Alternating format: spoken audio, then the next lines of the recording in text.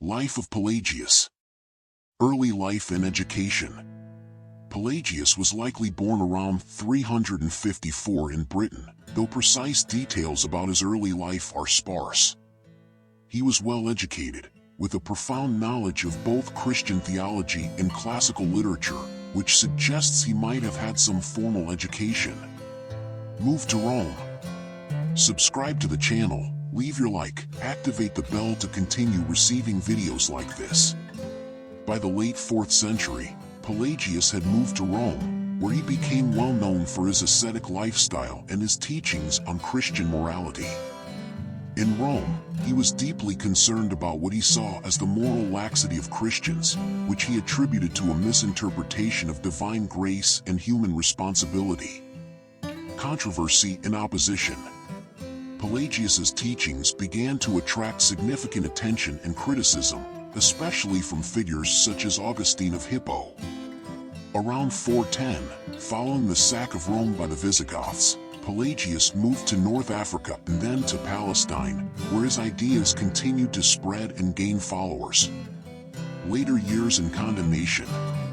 Pelagius was eventually condemned for heresy at several councils, including the Council of Carthage in 418 and the Council of Ephesus in 431. Despite these condemnations, Pelagius continued to defend his views until his death, the date of which is uncertain but is believed to be around 418 to 420. Doctrine of Pelagius. Pelagianism is characterized by several key doctrines that emphasize human free will and the inherent ability of humans to choose good without the necessity of divine grace. Core tenets. Free will. Pelagius argued that humans possess an innate ability to choose between good and evil. He believed that free will was a fundamental aspect of human nature and essential for moral responsibility. Human nature. He rejected the concept of original sin as it was interpreted by Augustine. According to Pelagius, humans are born in a state of innocence and are not tainted by the sin of Adam and Eve. Each person is born as morally neutral and has the potential for both good and evil. Divine grace. While Pelagius acknowledged the role of divine grace, he believed it was not indispensable for performing good deeds. Instead, grace assists but does not determine human actions. For Pelagius, grace was seen more as enlightenment or instruction rather than an essential enabler of good actions. Salvation. Salvation, in Pelagian thought, is achieved through living a righteous life and following the teachings of Jesus Christ.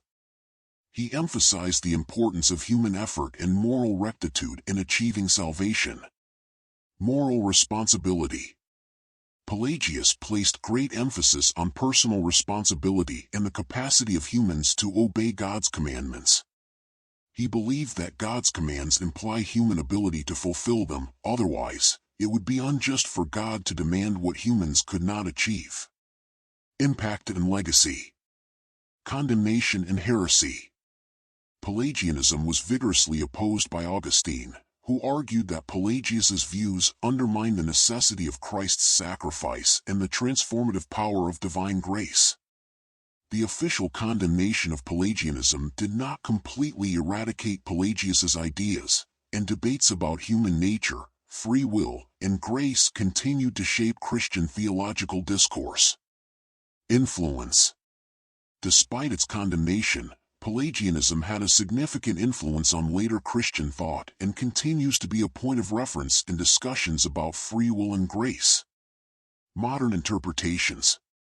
In contemporary theology, Pelagius's emphasis on human moral responsibility and the potential for goodness is often revisited in discussions about human nature, ethics, and the role of divine grace. Pelagius remains a controversial figure, but his ideas have undeniably contributed to the rich tapestry of Christian theological debate and continue to provoke thought and discussion about the nature of human freedom and divine influence.